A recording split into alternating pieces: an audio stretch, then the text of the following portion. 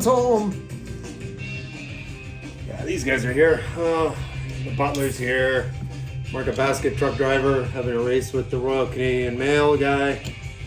And this kind of modern sculpture that my daughter Caroline did when she was quite young. It's the ballerina. Yes, and here's my leg and Colton. All right. Crack it college style. Natty Light as it's known, or commonly known. It just feels natural. All right, Colton. Screaming Bamboo from Ottawa, Ontario, 1985.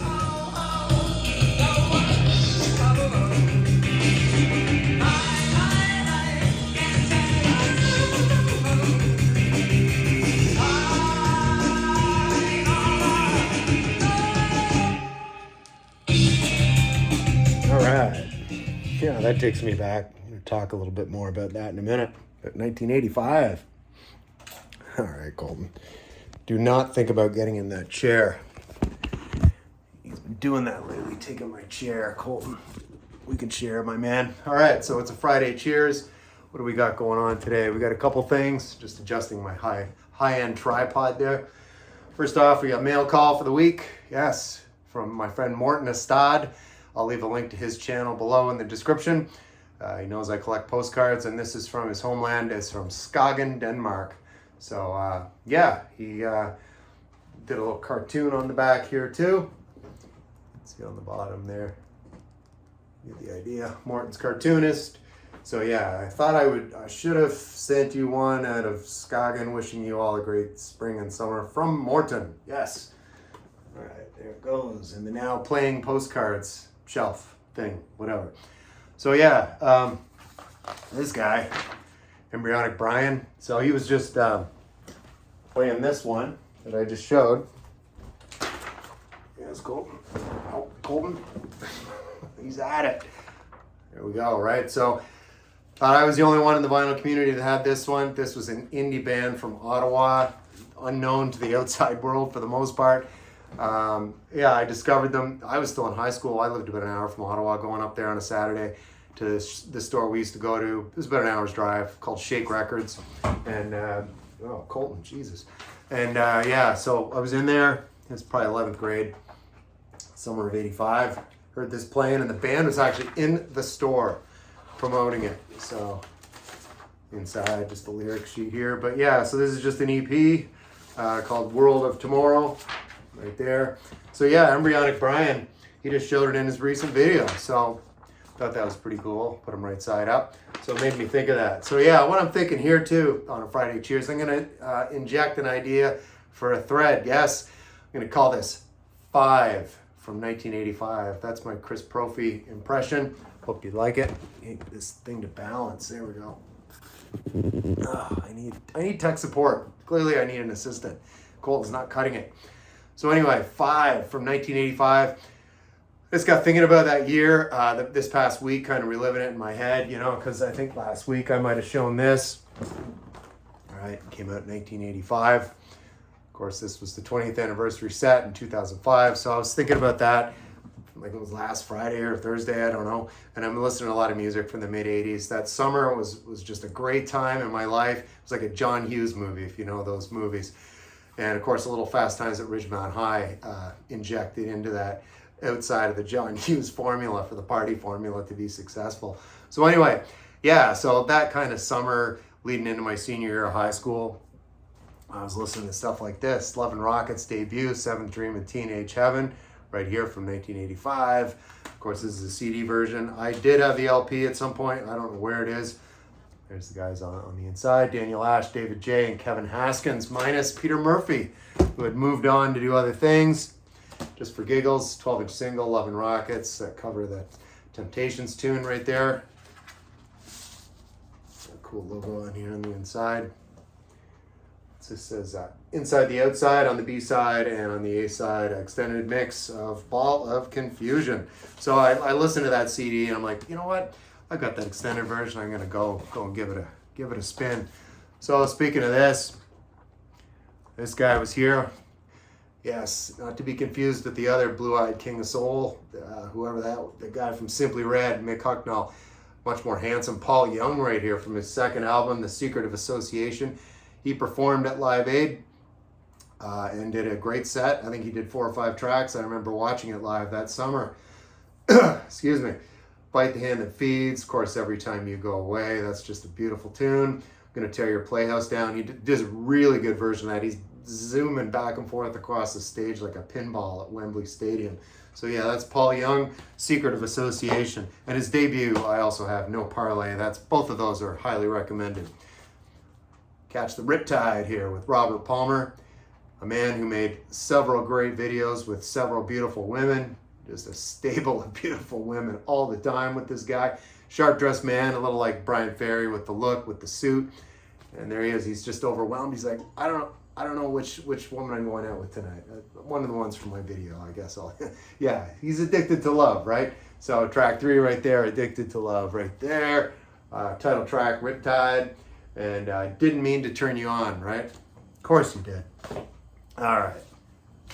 Yes, speaking of style, the Style Council, Internationalists, of course. Another one from 1985. Really good. There's the 2 guys on the back. There's, of course, Paul Weller and Mick Talbot on keys. So, yeah, just a really great band. I was a fan of the Jam, probably even bigger fan of the Style Council. I just love the smooth sounds of Paul Weller. This one's really fast tempo numbers on this one. Internationalists, the title track. Shout to the Top's another really good one from this. Of course, Walls Come Tumbling Down, also very good. That's a cool shot of Mick and Paul on the inside there. Internationalists from 1985 on this list of 5 from 1985. Yeah, so this guy, speaking of Live Aid, good friend of Bob Geldof, Midge Ure, the 2 of them. First they did the Do They Know It's Christmas thing, the Christmas prior to the concert, and threw this whole festival together in about 5 months for the July double tandem shows in Philadelphia and at JFK Stadium, and of course at Wembley over in London. So this is his solo debut after he left Ultravox. And speaking of Ultravox, just watched a video earlier today from Twanger's Turntable, and Mark, he showed this best of collection, which I have that on CD, Mark. I think I said in the comments in your video. Really good band, Ultravox, but this solo debut is actually really good as well. He had a very busy year in 1985, Midge Ure. So If I Was, just a terrific single and a really good video for that one as well as When the Winds Blow, the second track on this. The Gift is also really amazing too, the title track right there. But yeah, this sounds like more like a kind of an extension of Ultravox. He kind of went away from this after this. This is the only Midge Ure solo album I have. I really like it. See the Midge logo there in the center. It's a really good album. And yeah, I listened to all of these when I was making this list, and yeah, it looks like this was a punch out. Like I got it in the delete bin. We used to call that the delete bin. Here in the States, they call them cutouts or punch outs, whatever, something like that. But usually get a better deal. But yeah, I probably got this used a couple of years later after it came out. But this was purchased in the 80s, I can assure you. So that's going to do it for 5 from 1985, right? So then what else have we got going on here? Well, back here. Oh yes, he's always lurking. Hi, Gary. And yeah. So what else we got going on? Yeah. So playlist, right? What was it? What else was I listening to this week? Of course, our daughter Caroline's home for the summer. I've got all the Police albums, and she says to me one day, she says, "Yeah, on Spotify this came up. I forget what the playlist was that she was referring to, that she was listening to, but it had Wrapped Around Your Finger on it." So she'd never heard it before, so I threw this on and played some of the rest for her.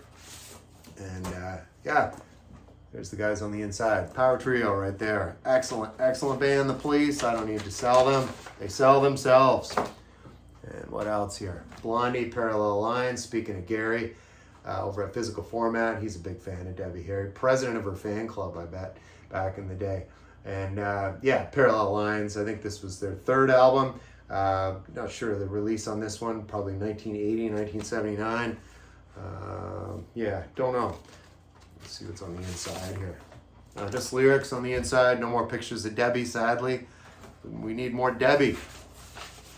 All right, crossing the parallel lines. Right there, excellent. All right. Yes, and Janice, one more, one more female vocalist here. I had myself a little psychedelic Sunday last weekend. I listened to that, and I must have filed it. This is the follow-up to Cheap Thrills, Janis Joplin.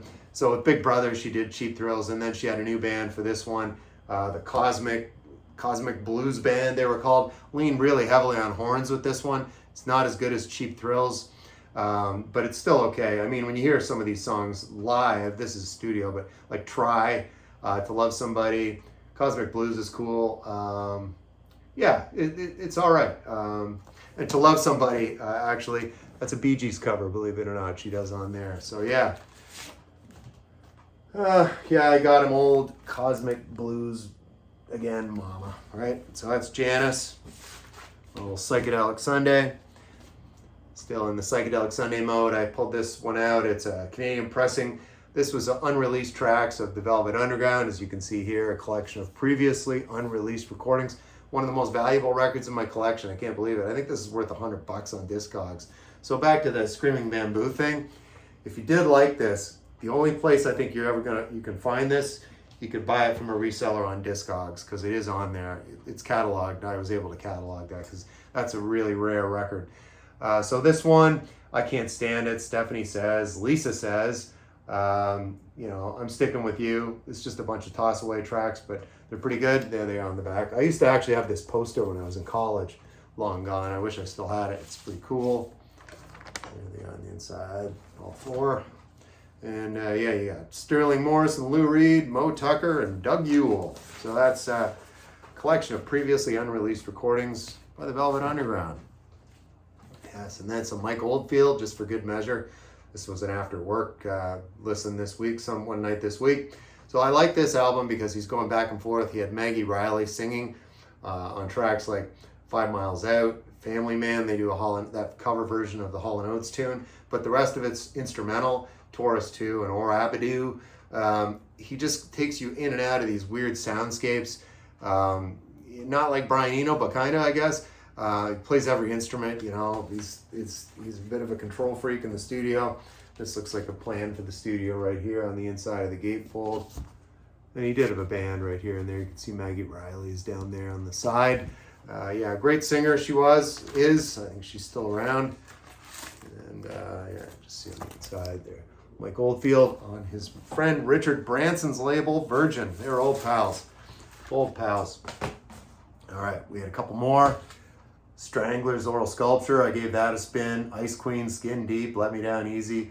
This comes in 1984. This is the Stranglers era. I really actually prefer to the pre-punkish stuff. And getting mellow. I was getting into the Big Calm right here. Big Calm with more Chiba. This is their second album. Kind of trip hop. Chill vibes, really cool. I'm trying to think of the name of the singer, female vocalist on here. What do we got here? Sky Edwards is her name. Vocals and reproduction. I don't know what that means, but she's reproducing some music, I guess. I don't know. But yeah, this is pretty cool club music from the 90s. Kind of weird images on the inside here. Good stuff going on here in more Chiba land. And there they are right there. There's the actual members of the band right there. So yeah, really good. Listen, the third one I also have. It's not as good. If you're going to get more Chiba, you want to get the Big Calm right there. It's really, really great. Good stuff. And then lastly, this was from a VCLT I got from my friend Steve Harold. I'll also leave a link to Steve's channel in the description. I didn't know these guys, but Steve knows I like reggae, and they're from Los Angeles. This band's got 18 people in it. I don't know how they fit in the studio. But this is really good. It sounds like a scratchy old early 70s, late 60s old school reggae record. It's the Lions, and I really like it a lot. So yeah, Bird on a Wire, Picture on the Wall, Revelations, New Girl, track 5 is really excellent. Yeah, all different, featuring I want to say 4 or 5 different vocalists, and they're all listed down the side there on that. So yeah, pretty cool. So that's the Lions. That's Richard. That's a Natty Light. Yeah. Great college, cheap shit beer. Goes down easy on a hot day, and it's a hot day, Richard, right? Yes, we should be doing some outside Zumba. Not today, Richard. Take a break, man. No Zumba today. Anyway, there's a Friday cheers. May do a video maybe this Sunday. There's another thread floating around about female vocalists. I may jump on that one. And yeah, that's kind of going to do it. So I'll just see you in the next video.